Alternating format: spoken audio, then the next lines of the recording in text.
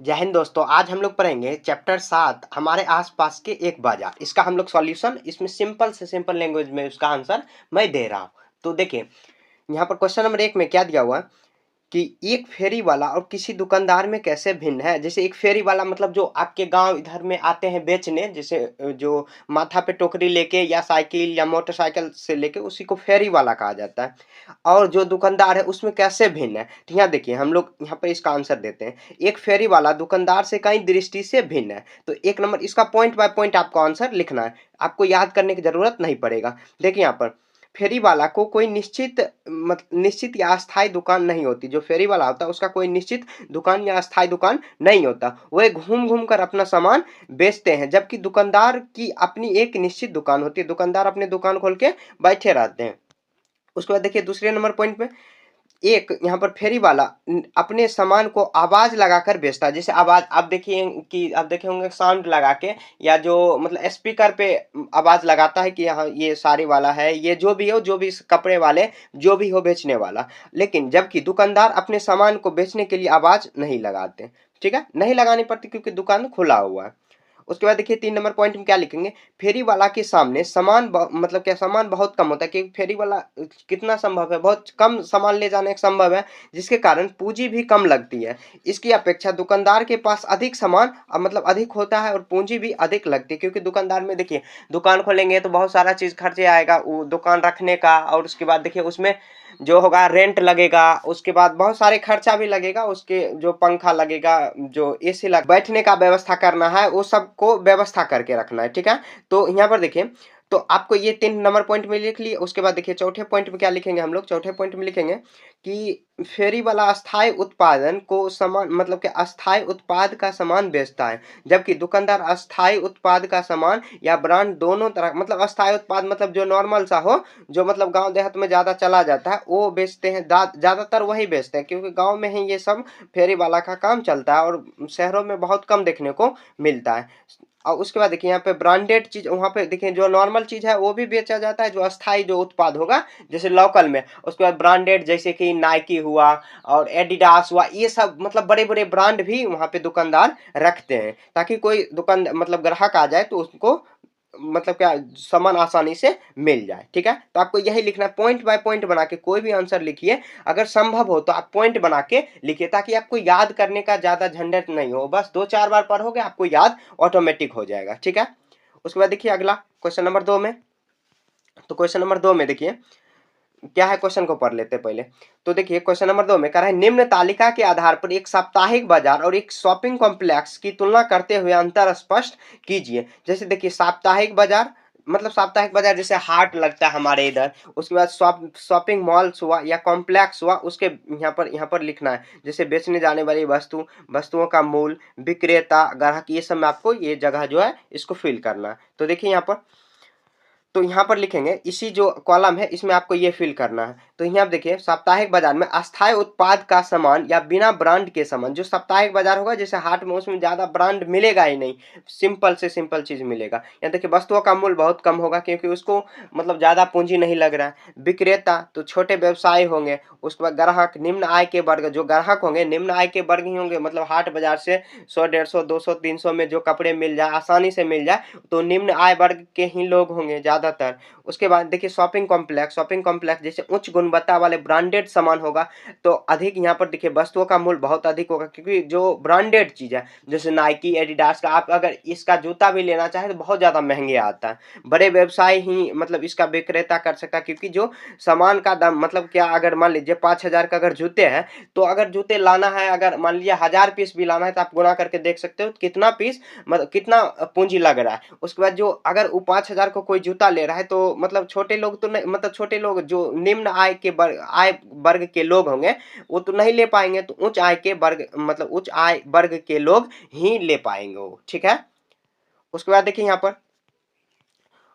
यहाँ पर स्पष्ट कीजिए। क्वेश्चन नंबर 4 आपको 3 में 2 में यह लिखना है। क्वेश्चन नंबर 4 में देखिए, क्वेश्चन नंबर 4 में आपको क्या लिखना है, स्पष्ट कीजिए कि बाजारों की श्रृंखला कैसे बनती है, इसके किन उद्देश्य को पूर्ति करती है, इससे किन उद्देश्यों की पूर्ति होती है। तो बाजार की श्रृंखला कैसे बनती है। ठीक है, तो यहाँ देखिए उत्तर में क्या लिखेंगे, उत्तर में लिखेंगे कि एक उत्पाद वस्तुओं का उत्पादन करता है। यहाँ पर उत्पादक द्वारा वस्तुओं का वितरक और थोक व्यापारियों को बेचा जाता है।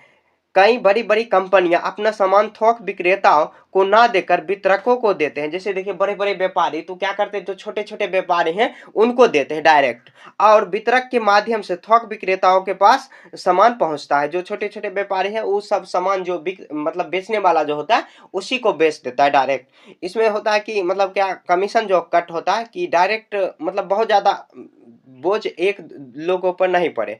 तो यहाँ देखिए थोक विक्रेता खुदरा विक्रेता का सामान बेचता है। उसके बाद देखिए यहाँ पर खुदरा विक्रेता उन वस्तुओं को अस्थायी ग्राहक को बेचता है, जो भी लोकल के मतलब ग्राहक है उनको बेचता है। उसके बाद देखिए बाजार श्रृंखला द्वारा निम्नलिखित उद्देश्यों को पूर्ति होती है। तो मतलब क्या उद्देश्य की पूर्ति होगी, तो एक नंबर पॉइंट बाय पॉइंट लिखना। जब भी मैं बता रहा हूँ कि पॉइंट बाय पॉइंट ही आपको लिखना है। तो यहाँ देखिए एक नंबर पॉइंट में उत्पादक के लिए सीधे रूप से ग्राहक को सामान बेचना संभव नहीं होता, इसलिए बाजार श्रृंखला की आवश्यकता होती है। आप डायरेक्ट देखिए कि कोई भी कंपनी है, जैसे मान लीजिए एडिडास कंपनी का नाम लेते हैं जो जूता बेचता है, तो डायरेक्ट तो ग्राहक को बेच नहीं सकता। अब तो ऑनलाइन हो गया है तो ऑनलाइन डायरेक्ट बेच सकता है, लेकिन उसको भी तो कहीं मतलब क्या जो दुकान चला रहे हैं या डायरेक्ट तो उसके हम लोग मतलब सेलर में तो मतलब जहाँ पे उसका जूते बन रहा है वहां पर डायरेक्ट तो हम लोग एक पीस जाके नहीं ले सकते, बिल्कुल भी देगा ही नहीं।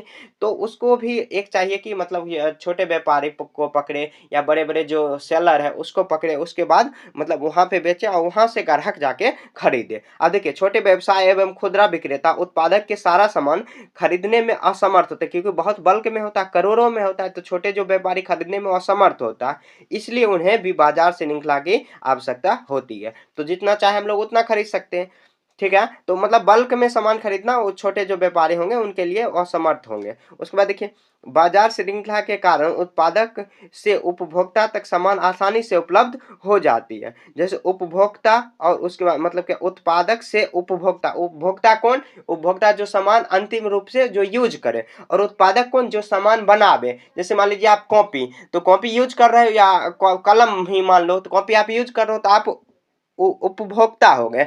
कहीं पर कोई भी कंपनी है जो बनावे तो उत्पादक हो गया, ठीक है। उसके बाद देखिए आप चौथा नंबर बनाते हैं। यहाँ पर देखिए चौथे नंबर क्वेश्चन में क्या दिया हो, थोड़ा जूम कर देता हूं मैं। उसके बाद देखिए यहाँ पर 4 नंबर देखिए सब लोगों को बाजार से किसी भी दुकान पर जाने का समान अधिकार है। सब लोगों को बाजार में किसी भी दुकान पर जाने का समान अधिकार। क्या आपके विचार से महंगे उत्पादकों के दुकान के बारे में क्या सत्य है, उदाहरण देकर स्पष्ट कीजिए। आप जो भी दुकान में चाहे जा सकते हैं, आपके लिए कोई भी भेदभाव नहीं किया जाएगा कि आप नहीं जा सकते, वो नहीं जा सकता, ठीक है। तो देखिए अब यहाँ पर क्या रहा है क्वेश्चन में कि जो महंगे उत्पादों होते हैं, जैसे महंगा उत्पाद, वही महंगा उत्पाद आप कुछ भी ले सकते हो, जैसे आईफोन देख रहे हो, क्योंकि महंगा है सभी लोग अफोर्ड नहीं कर सकता। तो वही देखिए अब उसके बारे में हम लोग पढ़ेंगे। यहाँ देखिए सब लोगों को बाजार में किसी भी दुकान पर जाने का समान अधिकार है। सब लोगों को बाजार में किसी भी दुकान पर जाने का समान अधिकार है। यह बात महंगे की उत्पाद दुकानदारों के लिए भी मतलब कि सत्य है, परंतु महंगे उत्पाद उच्च आय वाले व्यक्ति ही खरीद पाते हैं।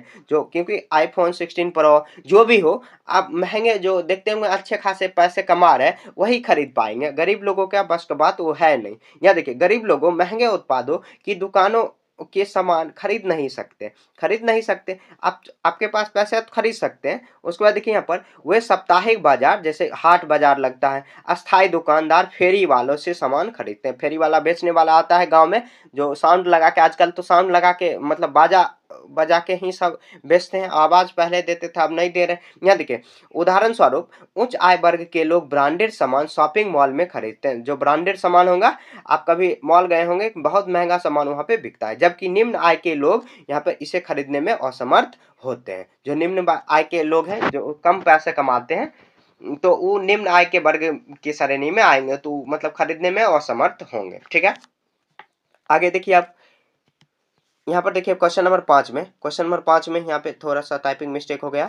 तो देखिए यहाँ पर बाजार जाए बिना भी खरीदना और बेचना हो सकता है, उदाहरण देकर इस कथन का व्याख्या कीजिए। तो देखिए आज बाजार बिना बाजार जाए आप भी खरीद सकते हो और बेच भी सकते हो। तो इसके अब देखिए इस माध्यम से हम लोग क्या कर सकते हैं, यहाँ देखिए आज आज के वर्तमान युग में बाजार जाए बिना भी खरीदना और बेचना संभव है। बिना बाजार जाए भी आप खरीद बेच सकते हो। इसे उदाहरण के माध्यम से समझा जा सकता है। उदाहरण स्वरूप कोई उपभोक्ता घर के सामान की आवश्यकता है, कुछ सामान यहाँ पर देखिए घर के सामान की आवश्यकता है, तो यहाँ देखिए खरीदना चाहता है, तो उसे यहाँ पर खरीदना चाहता है तो उसके यहाँ पर सबसे पहली अपनी आवश्यक सामानों का सूची बनाएगा। इसके बाद नजदीक के डिपार्टमेंटल स्टोर जो फोन या ईमेल सामान के माध्यम से सूची में नोट कराएगा। साथ ही उसे अपना फोन नंबर, ईमेल आईडी, जिससे घर का पता लगाएगा। डिपार्टमेंटल स्टोर कर्मचारी उसे सारे मतलब सामान पहुंचा देगा। उपभोक्ता सामान कीमत भी वसूल मतलब वापस चला जाएगा जो उपभोक्ता सामान होगा। अब देखिए इसको एक और तरीका से आप लिख सकते हो, जैसे ऑनलाइन माध्यम से, जैसे हम लोग फ्लिपकार्ट, अमेजोन, मीशो यहाँ से सामान खरीदते हैं। जैसे देखिए आप राशन का सामान खरीदना चाहते हो तो ब्लिंकिट, सबका अलग अलग वेबसाइट और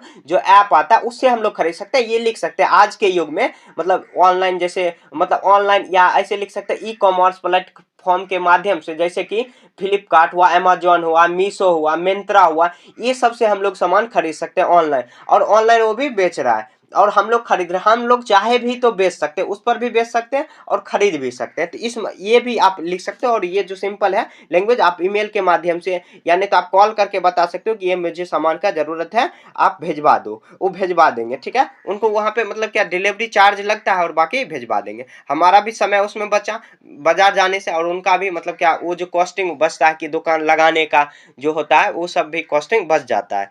तो ये भी आप लिख सकते हो। और ऑनलाइन जो हम लोग आजकल खरीद रहे हैं, आप भी खरीदते होंगे या आपके परिवार में भी खरीदते होंगे, तो उस माध्यम से भी हम लोग बिना बाजार जाए खरीद सकते, खरीद बेच सकते हैं। ठीक है, तो हम लोग यहाँ पे देखिए सारा क्वेश्चन हम लोग यहाँ पर सॉल्व कर चुके हैं। समझ गए? क्वेश्चन नंबर 1 से 5 तक हम लोग सॉल्व कर चुके हैं। तो आपको क्या करना है, तो आपको सबसे पहले ये क्वेश्चन मतलब आप पढ़ लिए, उसके बाद आपको खुद से बनाने का प्रयास करना। फेयर कॉपी बना लेंगे, फेयर कॉपी तैयार कर लेंगे। अब 2 4 5 बार आप पढ़ लोगे, बस आपका सारा इसमें क्लियर हो जाएगा। समझ गए? और फेयर कॉपी, और देखिए कहीं पर भी आपको समझ में दिक्कत है तो आप कमेंट में पूछ सकते हो। मिलेंगे नेक्स्ट चैप्टर में, तब तक के लिए जय हिंद, जय भारत।